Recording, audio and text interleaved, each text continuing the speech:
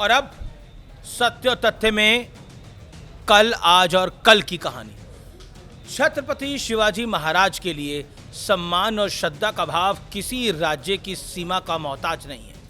छत्रपति शिवाजी वो योद्धा थे जिन्होंने हिंदवी स्वराज के लिए अपना पूरा का पूरा जीवन खपा दिया, लगा दिया।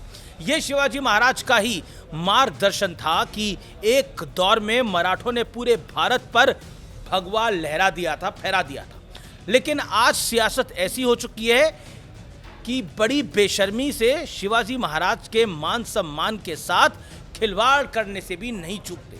दरअसल कर्नाटक की कांग्रेस सरकार ने बेंगलुरु मेट्रो के एक स्टेशन से शिवाजी महाराज का नाम हटाने का प्रस्ताव केंद्र सरकार को भेजा। कांग्रेस की सिद्धारमैया सरकार इस स्टेशन का नाम सेंट मेरी रखने की मांग करी। वोट बैंक पॉलिटिक्स के लिए क्या अब शिवाजी जैसी पुण्य आत्मा का अपमान किया जाएगा?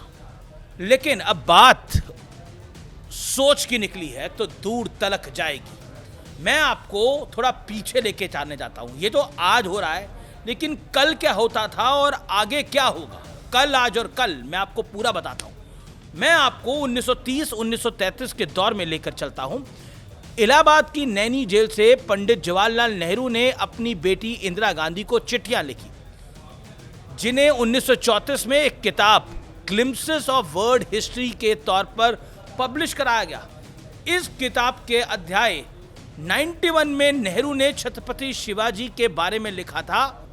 शिवाजी अपने दुश्मनों के खिलाफ कोई भी तरीका, अच्छा या बुरा, इस्तेमाल करने को तैयार थे। उन्होंने बीजापुर के एक जनरल यानी अफजल खान को धोखे से मार डाला। पंडित नेहरू ये भी लिखते हैं कि इस तरह के कारनामे शिवाजी को हमारी नजरों में कम करते हैं। ये पंडित नेहरू लिखते हैं। पंडित नेहरू की इस टिप्पणी के बाद लोगों में उनके लिए बहुत गुस्सा था। तब उनकी चौतरफा बड़ी आलोचना भी हुई। खासतौर पर मराठा समुदाय उनसे काफी नाराज था। अब आता है 1936 में स्वतंत्रता सेनानी और इतिहासकार टी.आर. द्योगीकर ने पंडित नेहरू को चिट्ठी लिखी। उन्होंने शिवाजी और उनकी युद्ध नीति से जुड़े दस्तावेज उन्हें भेजे। साथ ही ये भी बताया कि अफजल खान की हत्या कोई धोखा नहीं थी, बल्कि संपूर्ण युद्ध की एक रणनीति था, क्योंकि अफजल खान ने पहले शिवाजी को मारने की साजिश रची थी।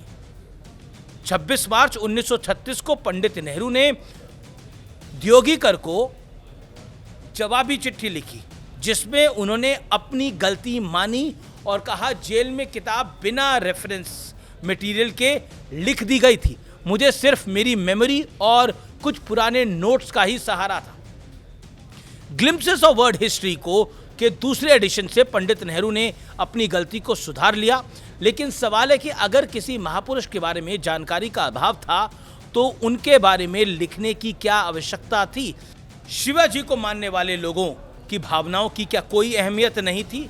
आज के दौर में कोई ऐसा अगर झूठ लिख दे तो उसे फेक न्यूज़, प्रोपेगेंडा, एजेंडा, तुष्टीकरण की कोशिश कह दिया जाता है।